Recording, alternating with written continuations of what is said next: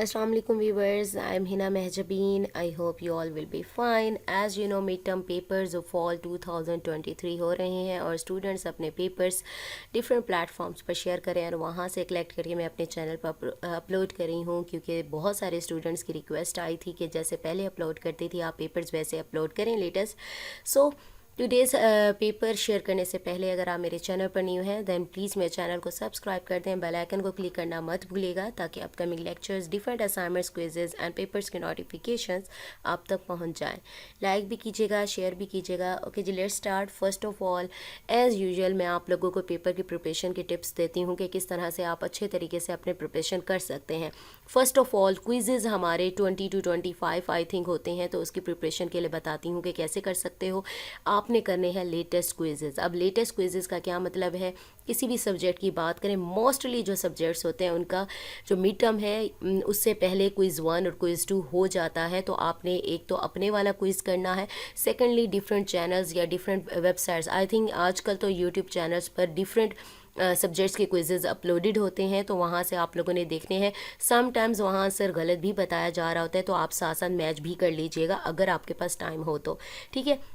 तो यानी आपके पास बहुत सारी कलेक्शन हो जाएगी क्विज़ेज़ की, तो आपके ज़्यादातर क्विज़ेज़ जो एग्ज़ाम में आने वाले हैं वो सेम ही हो जाते हैं, ठीक है। क्विज़ की प्रिपरेशन हो गई। जो सब्जेक्टिव पेपर होता है उसकी कैसे प्रिपरेशन करनी है, आप हैंड आउट्स तो देख ही रहे होंगे, लेकिन आपने क्या करना है उसके लिए MCQs के लिए भी पास्ट पेपर आप यूज़ कर सकते हैं। सब्जेक्टिव का जो है पोर्शन वो आप पास्ट पेपर से आइडिया ले सकते हैं कि किस टाइप के क्वेश्चंस पूछे जा सकते हैं, या फिर अगर उसके पास्ट पेपर, क्योंकि बहुत सारे सब्जेक्ट्स ऐसे हैं कि उनके जो हैंड आउट्स हैं या लेक्चर्स हैं, वीडियो लेक्चर्स भी चेंज हुए हैं और बाकी जो पास्ट पेपर्स अवेलेबल हैं वो 10-10 साल 15-15 साल पुराने हैं, तो प्रॉब्लम होती है। तो उसके लिए क्या करेंगे, MCQs से ही आपको आइडिया मिल जाएगा कि कौन से क्वेश्चन ऐसे पूछे जाते हैं, ठीक है। शॉर्ट में लॉन्ग में भी ऐसे ही पूछे जा रहे होते हैं क्वेश्चन। तो सब्जेक्टिव के लिए आप लोग कर सकते हैं किसे आइडिया ले सकते हैं, पास्ट पेपर से आइडिया हो जाएगा कैसे क्वेश्चन आते हैं। और याद रखिएगा कंप्लीटली डिपेंड नहीं करना पास्ट पेपर पर, क्योंकि बहुत सारे स्टूडेंट्स पास्ट पेपर पर डिपेंडेंट होते हैं और फिर पेपर एवे हो जाता है, ठीक है। सो आज जो पेपर है वो है CS 301 का। इसका सेट नंबर 1 यानी कुछ पेपर CS 301 के सेट नंबर 1 में शेयर कर चुकी हूँ और ये दूसरा पेपर है, और भी जैसे जैसे पेपर्स आते जाएंगे मैं आप लोगों के साथ शेयर कर दूंगी। So let's see. MCQs कुछ फाइल से थे और कुछ कॉन्सेप्चुअल थे। फाइल यानी पास्ट पेपर की जो भी फाइल्स अवेलेबल हैं आपके पास, आप सर्च कर सकते हैं। कॉन्सेप्चुअल क्वेश्चन थे। फर्स्ट क्वेश्चन में C++ की इम्प्लीमेंटेशन बतानी थी स्टैक में। सेकंड क्वेश्चन एक प्रोग्राम था, उसकी आउटपुट लिखनी थी।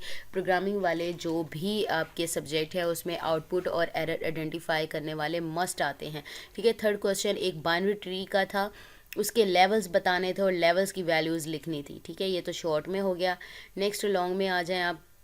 फर्स्ट क्वेश्चन में 5 स्टेटमेंट दी हुई थी, उनमें जो वैल्यूज़ थी वो लिखनी थी और उसे C++ कोड में भी लिखना था।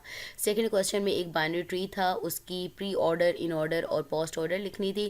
थर्ड क्वेश्चन में गेट एंड अपडेट के फंक्शंस बताने थे और इनकी कोडिंग लिखनी थी C++ में, ठीक है। ये हो गया। और किसने शेयर किया, MCQs फाइल्स में से 90% आए थे, जी लक है आपकी। क्वेश्चन शॉर्ट है।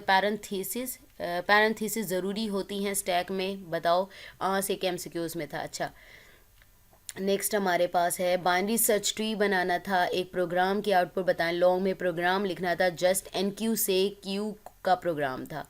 ऑपरेशंस थे, उनकी फंक्शनैलिटी बतानी थी, क्लियर, अपडेट, रिमूव, ETC, ये लॉन्ग में था, ठीक है। ये आपको आइडिया हो रहा है कि कौन से इंपॉर्टेंट टॉपिक्स हैं और कहाँ से पूछा जा रहा है। बस BST के एटलीस्ट 6 पॉसिबिलिटीज़ बतानी थी। BST बाइनरी सर्च ट्री की आई थिंक बात हो रही है। ओवरऑल पेपर इजी था। मैंने सारी फाइल्स नहीं की थी, हैंड आउट से की था और 3 फाइल्स की थी, बस ये हो गया। सो ये पेपर मैंने आप लोगों के साथ शेयर कर दिए। मुझे अपनी दुआ में याद रखिएगा, अपना ख्याल रखिएगा। टेक केयर, अल्लाह हाफिज़।